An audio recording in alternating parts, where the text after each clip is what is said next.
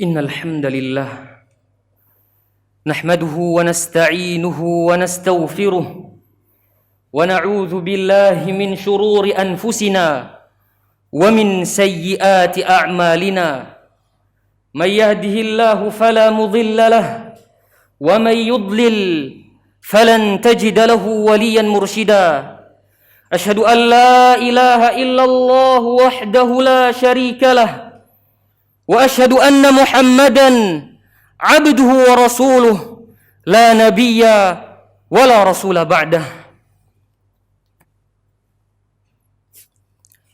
قال الله تعالى في القرآن الكريم وهو أصدق القائلين يا أيها الذين آمنوا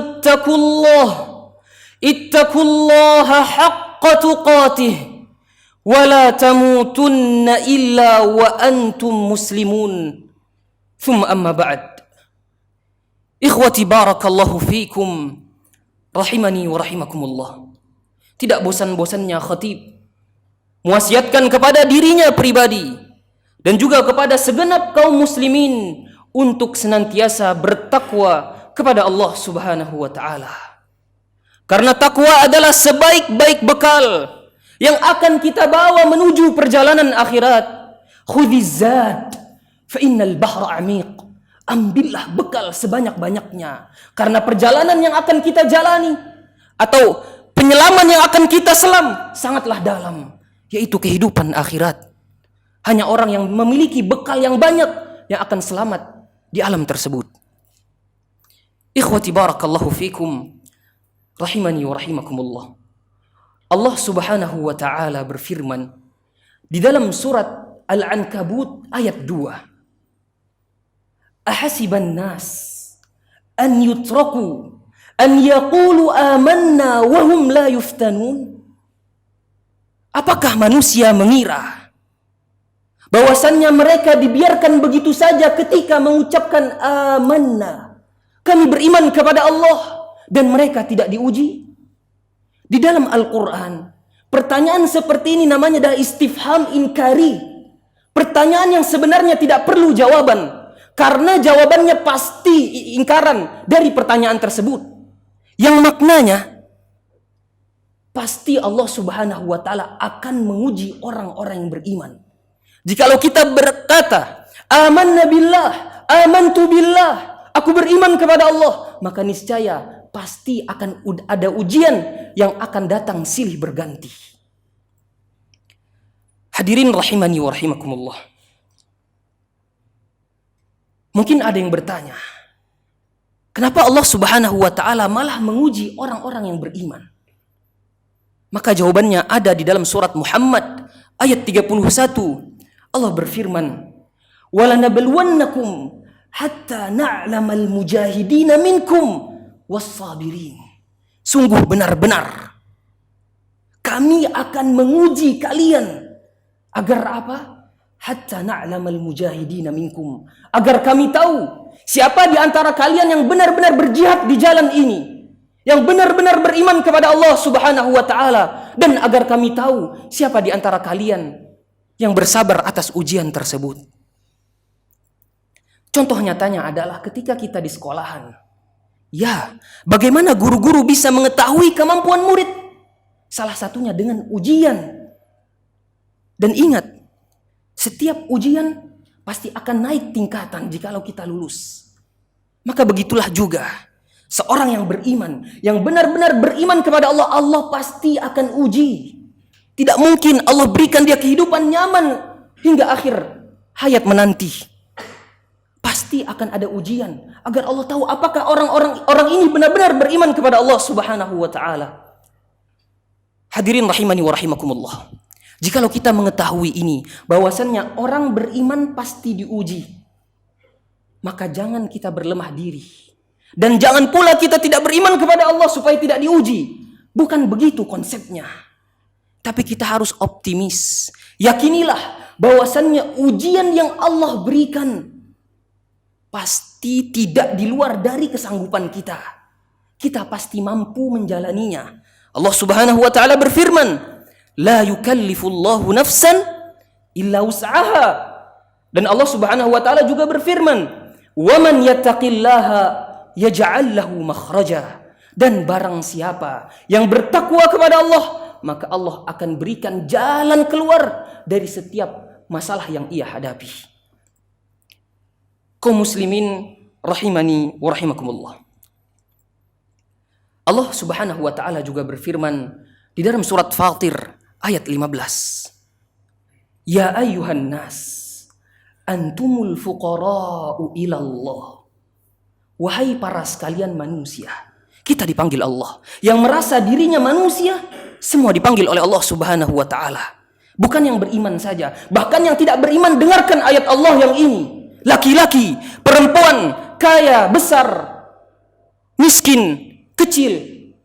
Dengarkan firman Allah yang ini. Antumul fuqara'u ilallah. Kalian membutuhkan Allah Subhanahu wa taala. Kalian fakir terhadap Allah Subhanahu wa taala. Wallahu huwal ghaniyul hamid. Dan Allah adalah zat yang maha kaya lagi maha terpuji.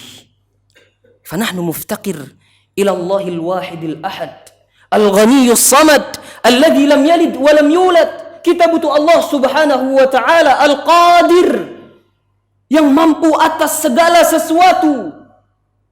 Kita membutuhkan Allah Subhanahu wa taala. Dan ini, ayat ini bukan ketika musibah saja, namun secara umum, keadaan apapun kita membutuhkan Allah Subhanahu wa taala, apalagi dalam keadaan yang sempit. Apalagi dalam keadaan penuh dengan musibah, bencana-bencana, kita lebih butuh kepada Allah Subhanahu wa taala Al-Qadir. Adakah yang bisa menahan hujan ketika dia turun dengan lebat? Adakah yang bisa menyurutkan air agar dia kembali ke tempat asalnya? Adakah yang bisa menahan letusan gunung berapi? Adakah yang bisa mengangkat wabah corona ini sudah 1 tahun? Kurang lebih seperti itu. Bahkan orang kaya seperti apapun, sebanyak apapun duit yang ia miliki, secanggih apapun teknologi yang bisa dia beli, dia tidak bisa menyelesaikan masalah ini. Maka kita semua butuh Allah Subhanahu wa taala. Dan tancapkan ini dalam diri kita. Jangan sampai ada kesombongan sedikit pun kalau kita tidak butuh dengan Allah Subhanahu wa taala. Fala yastati'ul wahid an yuhaqqiqa al-thiqah billah wal yaqin 'ala Allah fi qalbih illa idza 'arafa Allah. Seorang ulama mengatakan, tidak mungkin seseorang bisa menghadirkan keyakinan kepada Allah di dalam hatinya kecuali jikalau dia kenal siapa Allah Subhanahu wa taala. Rasulullah sallallahu alaihi wasallam bersabda di dalam hadisnya, "Ihfazillah tajidhu amamak." Jagalah Allah Subhanahu wa taala. Jagalah batasan-batasan Allah, maka engkau akan menemui Allah di hadapanmu. Maka Allah akan membantumu. Ihfazillah tajidhu amamak. Ta'arraf ila Allah fi ar-rakha, ya'rifka fi shiddah. Dan kenalilah Allah Subhanahu wa taala ketika lapang, maka niscaya Allah akan mengenalimu ketika kamu dalam keadaan sulit. Wa'lam annama asabaka lam yakun liyukhti'ak.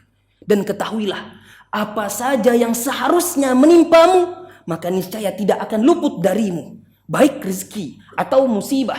Dan semuanya yang sudah ditakdirkan oleh Allah, pasti jikalau sudah ditakdirkan kena, maka akan kena dan tidak akan luput. Dan sebaliknya, wa'lam annama akhta'ak lam yakun liyusibak.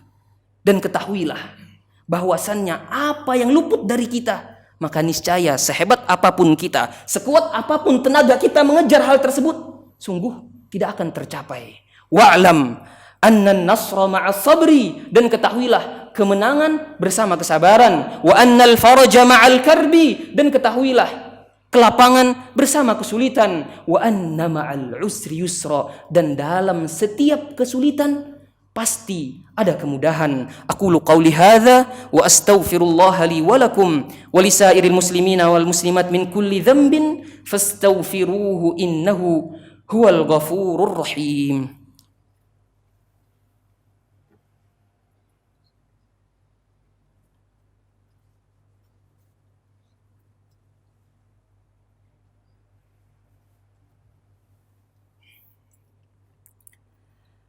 Alhamdulillah.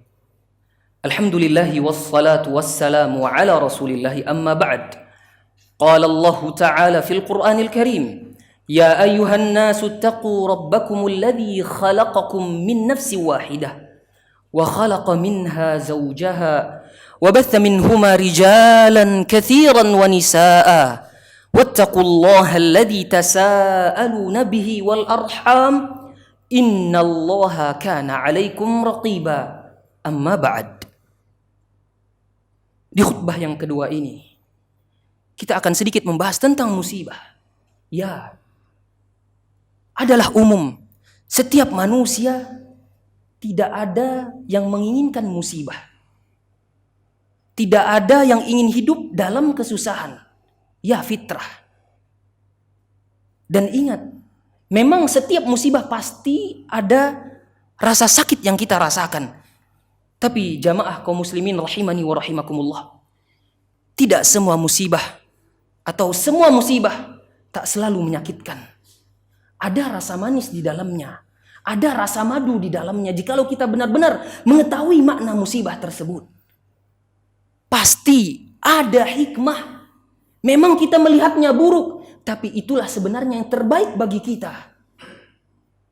Makanya Allah Subhanahu wa Ta'ala mensyariatkan, menyuruh kita ketika kita mendapatkan musibah untuk mengatakan kalimat istirja atau kalimat inna lillahi wa inna ilaihi raji'un. Sesungguhnya kita milik Allah dan kita akan dikembalikan kepada Allah Subhanahu wa Ta'ala. Orang yang benar-benar faham kalimat di atas, yang benar-benar tahu maknanya dan yakin, maka dia tidak akan terpukul sangat keras ketika mendapatkan musibah seberat apapun. Anaknya meninggal, orang tuanya meninggal, rumahnya hancur, hanya dia sendirian di atas muka bumi ini.